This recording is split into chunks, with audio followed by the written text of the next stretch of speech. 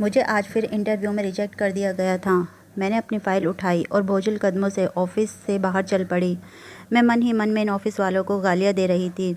मुझे पता था कि मेरी क्वालिफ़िकेशन में वे सब चीज़ें मौजूद थीं जो इस नौकरी के लिए चाहिए थी, मगर उन लोगों को ऊपर से किसी की सिफारिश का फ़ोन आया और वे नौकरी उस लड़की को दे दी गई और बाकी कैंडिडेट को मना कर दिया गया। लेकिन उन्हें क्या पता था कि मुझे इस नौकरी की कितनी ज़रूरत थी। घर में मुझसे एक छोटा भाई था जिसकी पूरी जिम्मेदारी मुझ पर थी। उस पर मकान मालिक ने भी धमकी दी थी कि अगर मैंने 2 महीने का किराया नहीं दिया तो वह मेरा सामान उठाकर बाहर फेंक देंगी। आज तो मुझे पूरा यकीन था कि ये नौकरी मुझे मिल ही जाएगी। यही सब सोचते सोचते मैं उस बिल्डिंग में से नीचे आ गई और सड़क पर चलने लगी। तभी मेरे पीछे बाइक पर एक लड़का बहुत तेज़ स्पीड से आ रहा था। मैं उससे टकराते टकराते बस बाल बाल ही बची थी, मगर मेरे हाथ में पकड़ी हुई फ़ाइल हवा में उछल गई थी, जिससे मेरे सारे कागज़ हवा में उड़ गए थे। उस लड़के ने जल्दी से बाइक साइड में लगाई और मेरे कागज़ों को समेटने लगा। फिर मेरे कागज़ों को देखता हुआ बोला, क्या आप नौकरी के लिए ट्राई कर रही हैं? मैंने अपनी परेशानी में ही उससे हाँ बोल दिया। वे बोला, आपकी क्वालिफ़िकेशन तो अच्छी है, फिर आपको नौकरी क्यों नहीं मिल रही है? मैंने भी अपने बिखरे हुए कागज़ों को उठाकर उस लड़के की तरफ देखा। वह लड़का बहुत ही हैंडसम था, मगर बाकी लड़कों से कुछ ज़्यादा ही लंबा लग रहा था। उसकी टांगें बहुत लंबी थीं। वह मुझसे बोला कि मैं एक पायलट हूँ, अभी थोड़ी देर में ही मेरी फ़्लाइट है, मुझे वहाँ जल्दी पहुँचना था, इसलिए मैं बाइक थोड़ी तेज़ चला रहा था। मैंने उसकी तरफ बड़ी ध्यान से देख रही थी। मेरे दिल में पायलट के लिए बहुत इज्जत थी। मैं भी पायलट बनना चाहती थी। फिर वह लड़का मुझसे बोला, ये मेरा कार्ड है, तुम ये रख लो और मुझसे यहाँ पर आकर मिल लेना। मैं तुम्हारी एयर होस्टेस की नौकरी लगवा दूँगा। मैंने उसको हैरानी से देखा और पूछा, आप मुझ पर यह मेहरबानी क्यों करेंगे? उसने कहा कि तुम मुझे ज़रूरतमंद लग रही हो और हमारी कंपनी में एयर होस्टेस की ज़रूरत भी है। ये कहकर बोला, अच्छा मैं चलता हूँ, मुझे देर हो रही है। इतना कहकर उसने अपनी बाइक स्टार्ट करी और वहाँ से चला गया। मैंने एक नज़र उस कार्ड पर डाली और उसने पर्स में रख लिया। अगले कुछ दिनों के लिए मेरे पास और भी कई नौकरी के ऑप्शन थे। मैं वहाँ पर ट्राई करती रही, मगर हर जहाँ से ना ही हो रही थी। फिर मैंने एक दिन अपनी सहेली निशा को वह कार्ड दिखाया और उसे उस लड़के के बारे में भी बताया। वे बोली, एयर होस्टेस की नौकरी ऐसे नहीं मिलती है, उसके लिए ट्रेनिंग लेनी पड़ती है। मैंने कहा, चलो एक बार इस एड्रेस पर जाकर देखते हैं। उसने मना किया तो मैं उसे घसीटते हुए अपने साथ ले गई। जब हम उस एड्रेस पर पहुँचे तो वह बिल्डिंग बहुत पुरानी थी और उस पर उसी एयरलाइंस का नाम लिखा हुआ था जो उस कार्ड पर लिखा था, हवाई एयरलाइंस। मैं ऑटो से उतरकर वहाँ जाने लगी तो उसने मेरा हाथ पकड़कर मुझे वापस ऑटो में बिठा दिया और बोली, तुम पागल हो रही हो क्या? मुझे तो ये सब फ्रॉड लग रहे हैं, चलो यहाँ से जल्दी चलो। और वह मुझे वहाँ से लेकर चली गई। मगर अगले कुछ दिन मेरे लिए बहुत ज़्यादा परेशानी से भरे हुए थे। एक तो मकान मालकिन परेशान कर रही थी और मुझे अपने भाई की स्कूल की फ़ीस भी जमा करनी थी। मुझे बार बार यही सपना आ रहा था कि मैंने एयर होस्टेस की यूनिफॉर्म पहन रखी है। मैंने एक दिन फ़ैसला कर लिया और अपने भाई को लेकर फिर से उसी एड्रेस पर पहुंच गई। इस बार मैं उस बिल्डिंग के अंदर गई तो मुझे कहीं से भी एयरपोर्ट नहीं लग रही थी। मैं चारों तरफ देखने लगी तो वहाँ पर मुझे एक आदमी नज़र आया। मैंने उससे कहा कि मुझे इनसे मिलना है। वे कार्ड देखकर बोला, अच्छा आपको शैलेश से मिलना है, मैं यहाँ का मैनेजर हूँ। शैलेश की तो अभी फ़्लाइट है, आप वहाँ जाकर बैठ जाइए। उसने मुझे एक बेंच की तरफ इशारा किया और मैं उस बेंच पर जाकर बैठ गई। थोड़ी देर बाद वह मेरे पास आया और बोला, मेरी शैलेश से बात हो गई है, आप वहाँ जाकर अपनी यूनिफॉर्म ले लीजिए और तैयार हो जाइए, थोड़ी देर में आपकी फ़्लाइट है। लेकिन ये आपके साथ कौन है? तभी उसकी नज़र मेरे भाई पर पड़ी। उसने मुझसे पूछा। मैंने कहा, वो मेरा भाई है, इसे मैं घर पर अकेला नहीं छोड़ सकती थी। उसने कहा, अच्छा उधर जाओ, वहाँ जाकर अपनी यूनिफॉर्म ले लो। तो मैं भी उसके बताए हुए कैबिन में चली गई। वहाँ 4-5 लड़के थे जो देखने में शैलेश की तरह ही लंबी लंबी टांगों वाले थे। वे मुझे बहुत अजीब नज़रों से देख रहे थे। उनमें से एक लड़के ने मुझे यूनिफॉर्म दी और कहा, वहाँ चेंजिंग रूम है, वहाँ जाकर चेंज कर लो। मैंने वे कपड़े लिए और उस कमरे की तरफ आ गई। वे कपड़े देखने में बहुत ज़्यादा पुराने थे। तभी मुझे ऐसा लगा कि जैसे मुझे कोई देख रहा है, मगर वहाँ उस कमरे में तो खिड़की भी नहीं थी और वे दिखने में भी बहुत छोटा सा था। तभी मुझे एक चीख की आवाज़ सुनाई दी। मैं उस कमरे में से बाहर आई तो वहाँ पर खून पड़ा हुआ था। मैं भागकर उन लड़कों के पास गई और उनसे सारी बात बताई। वे लोग मेरे साथ उस कमरे में आए तो वहाँ पर कोई भी नहीं था और अब तो वहाँ पर वे खून भी नहीं पड़ा हुआ था। उन्होंने कहा कि आपको ज़रूर कोई गलतफ़हमी हुई होगी, यहाँ पर तो कोई भी नहीं है। मैं वापस उस आदमी के पास आई। मैंने उससे पूछा कि मेरा भाई कहाँ गया? वे कहीं नज़र नहीं आ रहा है। वे बोला हमने उसे गेस्ट रूम में भेज दिया था और वे वहीं पर ही उसकी पसंद का खाना भी पहुँचा दिया था। अगर तुम चाहो तो उससे मिल सकती हो, वैसे तुम्हारी फ़्लाइट भी जाने के लिए तैयार है। ये कहकर वह चल पड़ा। मैं भी उसके पीछे चलने लगी। वहीं कुछ दूरी पर एक जहाज़ खड़ा हुआ था जो देखने में बहुत पुराना था। वह उसके अंदर चला गया तो मैं भी उसके पीछे पीछे चली गई। वहाँ पर एक आदमी पायलट की सीट पर टोपी लगाए हुए बैठा था। उसने मुझ पर एक नज़र डाली और फिर सामने की तरफ देखने लगा। तभी जहाज़ में एक आदमी आया और मेरी तरफ देखते हुए एक सीट पर जाकर बैठ गया। अनाउंसमेंट हुई कि अपनी सीट बेल्ट बांध लीजिए, जहाज़ अब उड़ने वाला है। मैं हैरान थी कि जहाज़ में क्या बस एक ही पैसेंजर जाएगा। मैं भी सीट पर बेल्ट लगाकर एक सीट पर बैठ गई और जहाज़ उड़ने लगा। थोड़ी देर बाद वह पैसेंजर मुझसे बोला कि मेरे लिए खाना लेकर आओ। मैं वहाँ किचन में गई तो वहाँ खाना पहले से ही रखा हुआ था। मैंने वह खाने की ट्रे लाकर उस आदमी को दे दी और वापस अपनी सीट पर आ गई। तभी उस आदमी की आवाज़ दोबारा मेरे कानों में आई कि इधर आओ। मैं उसके पास आई तो वे बोला कि इसमें नमक ज़्यादा है। ये कैसा खाना लेकर आई हो? मैं चुप खड़ी थी और सोच रही थी कि मैं इसे क्या जवाब दूँ। वे बोला तुम ही चक्कर देखो। मैंने कहा कि नहीं, मुझे नहीं खाना है। उसने तेज़ आवाज़ में कहा कि खा कर देखो। मैंने डरते हुए चम्मच में से थोड़ा सा खाना लेकर अपने मुंह में रखा और जैसे ही वे खाना मेरे गले से नीचे उतरा, मैं बेहोश होकर गिर गई। उसके बाद जब मुझे होश आया तो मैं एक कमरे में बंद थी। मुझे किसी के बोलने की आवाज़ें आ रही थी। मैंने ध्यान से सुना तो वे आवाज़ शैलेश की थी। वे किसी से कह रहा था कि लीजिए हुजूर, एक बार फिर से मैं आपके लिए एक खूबसूरत तितली को लेकर आया हूँ। इस बार मेरा इनाम पहले से भी ज़्यादा होना चाहिए। फिर मुझे एक दूसरी आवाज़ आई कि अब तुम जाओ, मैं इसे देख लूँगा। तभी मेरी नज़र के सामने वही आदमी आ गया जो फ़्लाइट में था। उसने मुझसे कहा कि देखो लड़की, तुम हमारी कैद में हो। अब तुम्हें वही करना होगा जो हम चाहेंगे।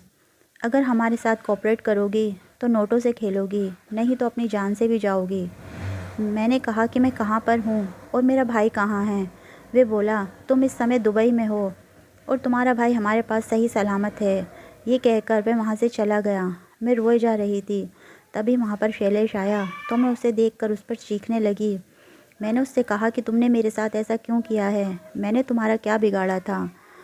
वे बोला घबराओ नहीं, सब ठीक हो जाएगा। यहाँ पर जो भी लड़की आती है वे पहले तो ऐसे ही शोर मचाती है, फिर पैसों की चकाचौंध देखकर अपनी मर्ज़ी से ये काम करने लगती है। मैंने उसके मुंह पर थूक दिया और बोली मुझे मेरे भाई से मिलना है। उसने कहा कि तुम्हारा भाई यहीं पर है, सही समय आने पर तुम उससे भी मिल पाओगी और उसे देख भी पाओगी। फिर वह मेरे पास आया और मेरे हाथ में एक मोहर लगाई और मेरे दोनों हाथों को पीछे बांध दिया। फिर मेरे मुंह को एक काले कपड़े से ढक दिया और मेरे कान में धीरे से बोला कि मैं बहुत शर्मिंदा हूँ, मैं तुम्हें यहाँ से छुड़ाने की पूरी कोशिश करूँगा। ये कहकर मैं वहाँ से चला गया। मुझे वहाँ पर बैठे हुए बहुत देर हो गई थी। तभी मुझे उस फ्लाइट वाले आदमी की आवाज़ आई। वे बोल रहा था कि चलो इसे भी गाड़ी में डालो। फिर मुझे शैलेश की आवाज़ आई थी कि जी हुजूर।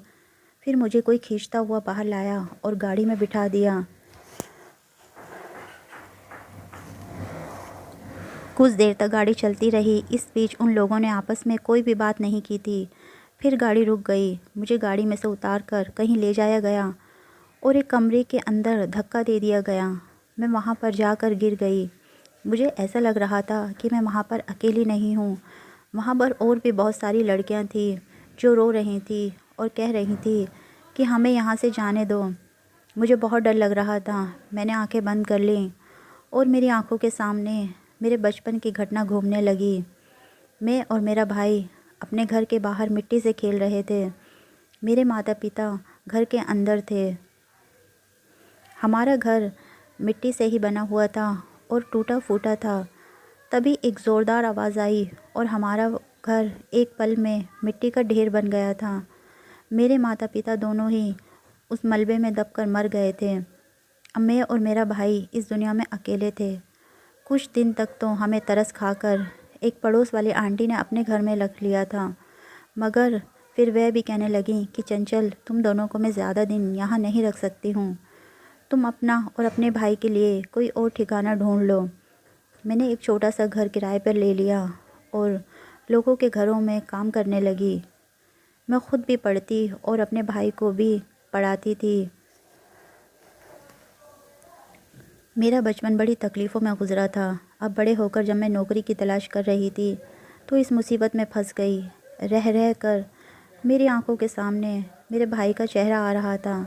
मैं ये सब सोच ही रही थी कि मेरे कानों में शैलेश की और बाकी लोगों की आवाज़ें आने लगीं। वह लोग एक एक करके उन लड़कियों को बाहर भेज रहे थे। वे लड़कियां रो रही थी, चिल्ला रही थी कि हमें जाने दो, हमें ये काम नहीं करना है, हमें घर जाने दो। मगर वे लोग उन्हें ज़बरदस्ती खींचते हुए कहीं ले जा रहे थे। फिर मुझे ऐसा लगा कि किसी ने मेरा हाथ पकड़कर मुझे पीछे कर दिया और शैलेश की आवाज़ आई कि बस रहने दो, आज के लिए इतनी ही लड़कियां काफ़ी हैं। मेरे दिल में थोड़ा सुकून हुआ कि शैलेश मेरी मदद कर रहा है, उसने ही मुझे पीछे कर दिया होगा।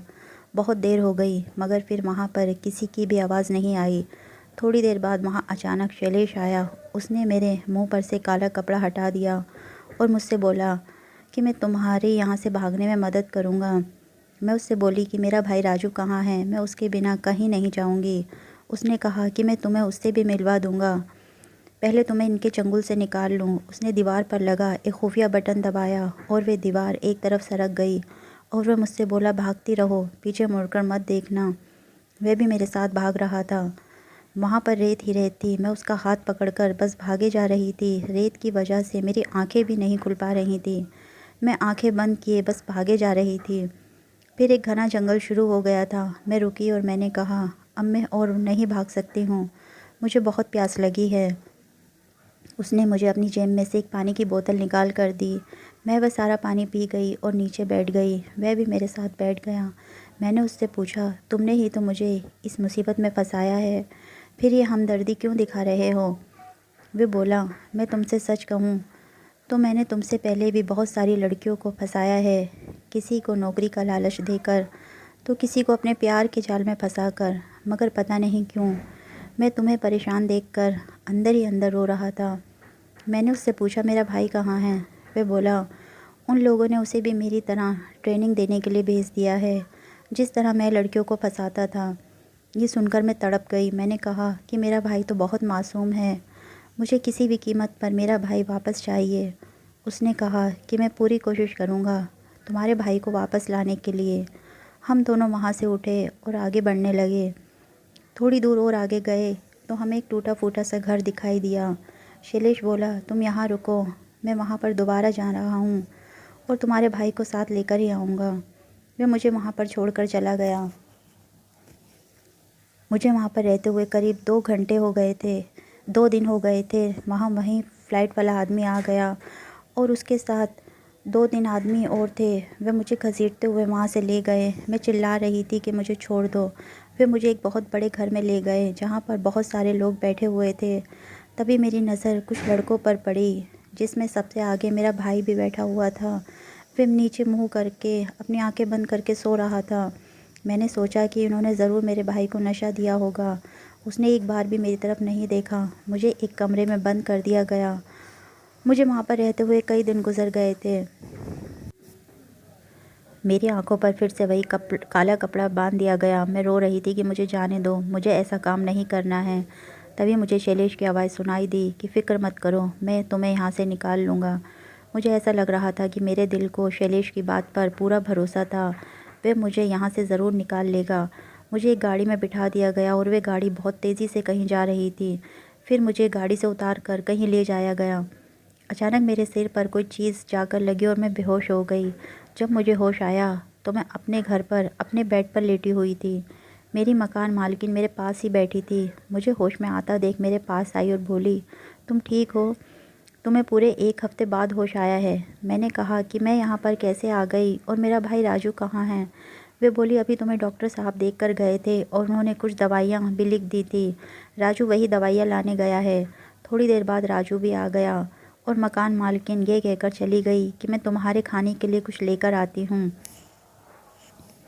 उसके जाने के बाद मैं राजू से बोली कि हम दोनों यहाँ पर वापस कैसे आ गए और ये मकान मालकिन हमसे इतना अच्छा बर्ताव कैसे कर रही है। राजू बोला, हम दोनों को वहाँ से शैलेश नहीं छुड़वाया था और वहीं हमें यहाँ पर भी छोड़कर गया था। जाते समय उसने मुझे नोटों से भरा हुआ एक ब्रीफकेस दिया था। मैंने मकान मालकिन को आगे के 4 महीने का किराया एडवांस में दे दिया है, इसलिए वे अब हमसे खुश है और हमारी मदद भी कर रही है। मैंने उससे पूछा कि शैलेश कहाँ हैं। वे बोला, वे हमें यहाँ पर छोड़कर चला गया था और जाते समय मुझसे कहकर गया था कि अपनी बहन का हमेशा ध्यान रखना। मैं तुमसे दोबारा मिलने के लिए फिर कभी नहीं आऊँगा। मैंने सोचा ये सब ऊपर वाले ने ही किया है, जिसने मुझे इस मुसीबत में डाला था उसने ही उसे मेरी मदद करने के लिए भेज दिया। मैंने अपने मन में ये निश्चय कर लिया कि अब से मैं किसी भी अजनबी पर भरोसा नहीं करूँगी।